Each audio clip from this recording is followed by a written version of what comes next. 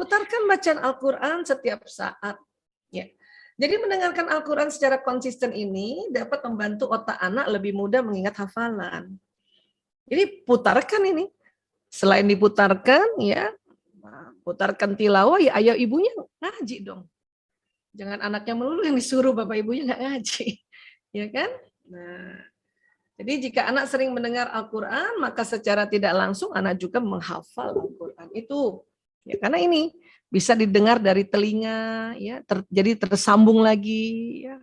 Bangun budaya baca Al-Quran di dalam rumah. Kenapa? Karena apa yang dilihat, didengar, dirasakan, diucapkan, dipeluk itu tersambung ini. Ya. Saya ingin cerita ini lebih detail karena biar kita ngerti apa sih yang terjadi di otak. Biar kita paham apa sih yang mau dimasukkan di otaknya anak-anak. Gitu. Karena bukan apa-apa kalau kita nggak mengerti, ya itu nggak apa ya, semangat kita untuk memasukkan ajaran-ajaran ad-dinul Islam ke dalam otak anak itu nanti rendah semangat kita, ya. Tapi ini juga ingat, anak-anak melihat ibunya, melihat bapaknya, melihat gurunya, melihat, makanya contoh dimasukkan ke otak anak-anak. Tentu contoh teladan kita yaitu Rasulullah SAW, kita masukkan juga di otak anak-anak. Lewat apa? Lewat membacakan sirah, bacakan ya sejarahnya Nabi, bacakan sejarahnya para Nabi yang lain. Itu harus rajin juga Bunda, Ayah. Nah ini karena akan masuk di sini.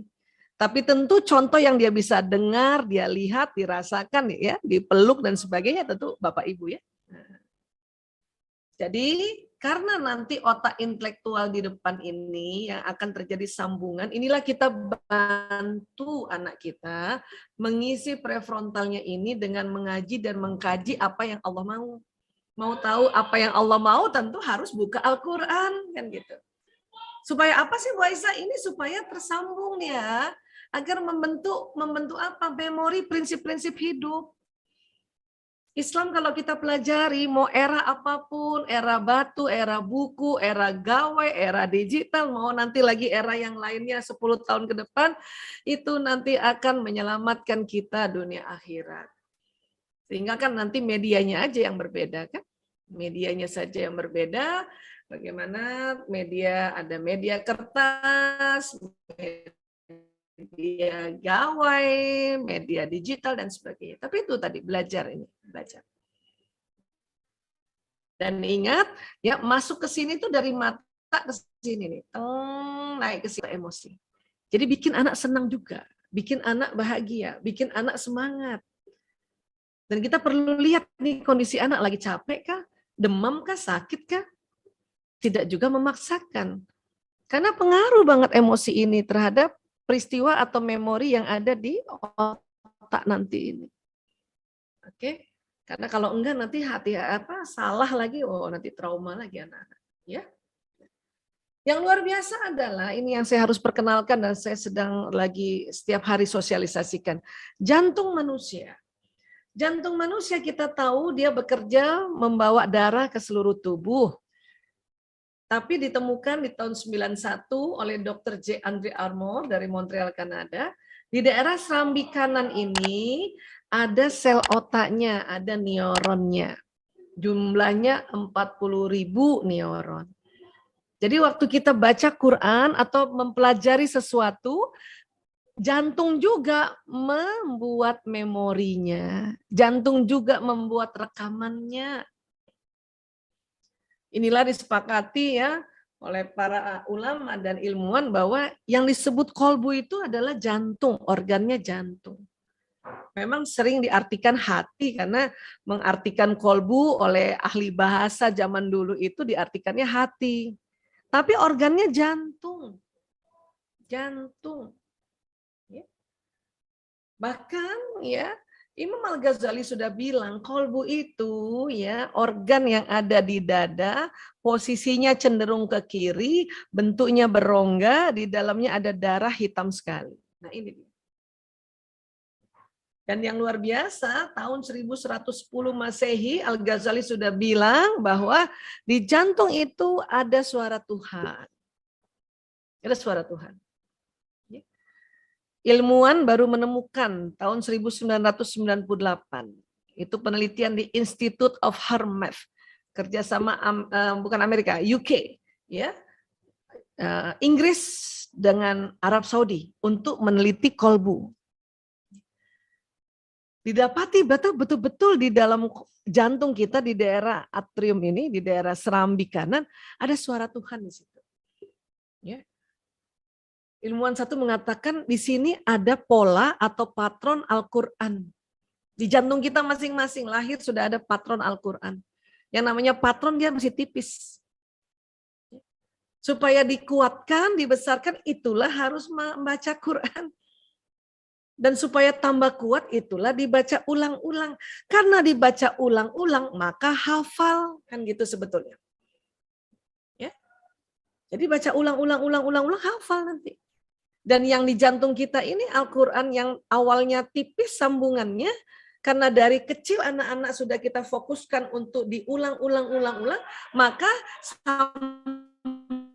sambungan Al-Quran yang ada di kolbu ini kuat nanti. Kuat dan jadi hafal. Dan ini nanti yang menuntun. Itulah yang dikatakan tadi, di dalam jantung ada suara Tuhan. Ini yang menuntun. Karena jantung ini bisa ngomong sama otak. Ya, bisa bicara sama otak.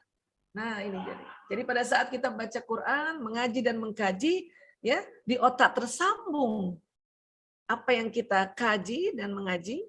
Dan juga yang di kolbu, yang tadinya tipis itu diperkuat.